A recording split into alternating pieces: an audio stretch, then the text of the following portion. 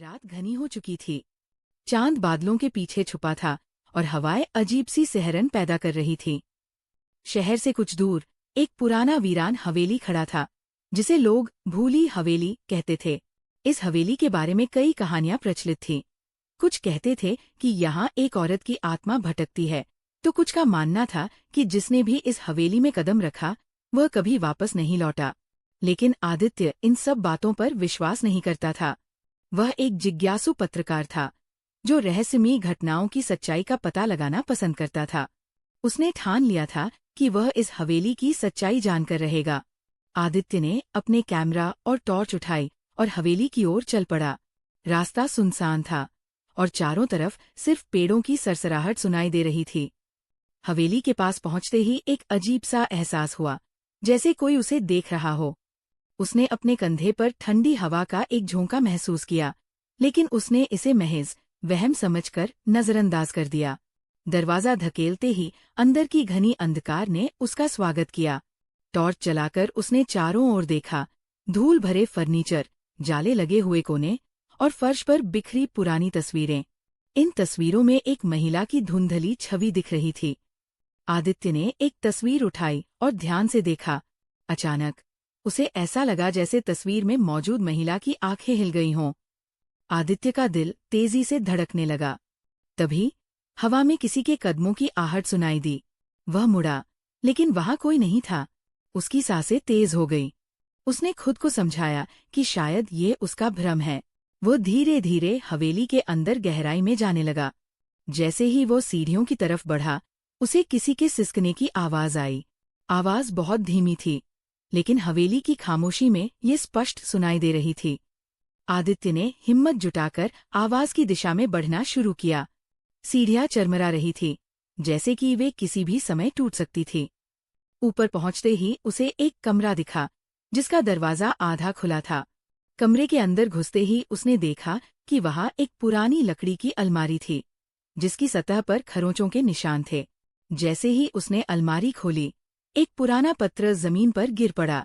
उस पत्र पर खून के धब्बे थे और अक्षर लगभग मिट चुके थे, लेकिन आदित्य ने धीरे धीरे पढ़ने की कोशिश की। मुझे यहाँ से बाहर निकालो, मैं अब और नहीं सह सकती। आदित्य की रीढ़ में ठंडक दौड़ गई। तभी उसे अपने पीछे किसी की सांसों की आहट महसूस हुई। उसने धीरे से सिर घुमाया और देखा, वही महिला जो तस्वीर में थी अब उसके सामने खड़ी थी। उसकी आंखें लाल थी, चेहरे पर गहरे जख्म थे और उसकी सफेद साड़ी खून से सनी थी। आदित्य की टांगें कांपने लगीं। वह पीछे हटने लगा, लेकिन उसके कदम किसी अदृश्य शक्ति ने जकड़ लिए। तुम्हें यहाँ नहीं आना चाहिए था। महिला की भयानक आवाज गूंजी। आदित्य ने चीखने की कोशिश की, लेकिन उसकी आवाज जैसे गले में अटक गई हो। वो समझ गया कि यह आत्मा इस हवेली में कैद थी और अब वो उसे जाने नहीं देगी।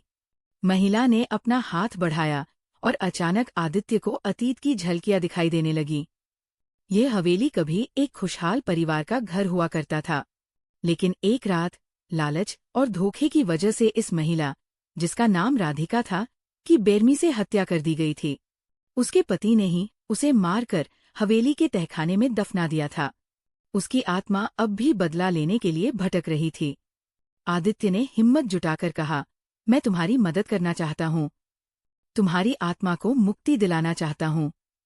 महिला की आंखों में दर्द उभर आया। हवेली में मौजूद हवा भारी हो गई। दीवारों से कानफोड़ू चीखें आने लगीं।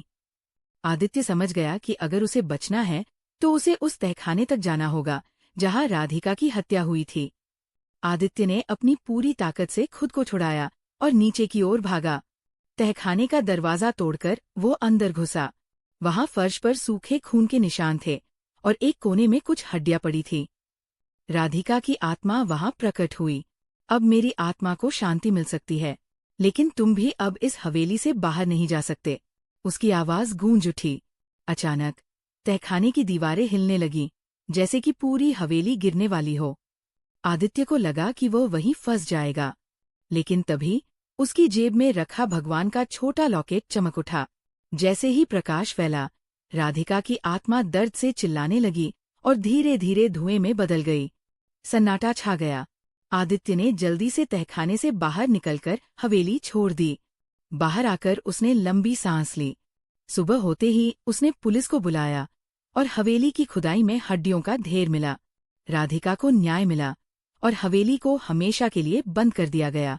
लेकिन कुछ लोगों का कहना था कि अब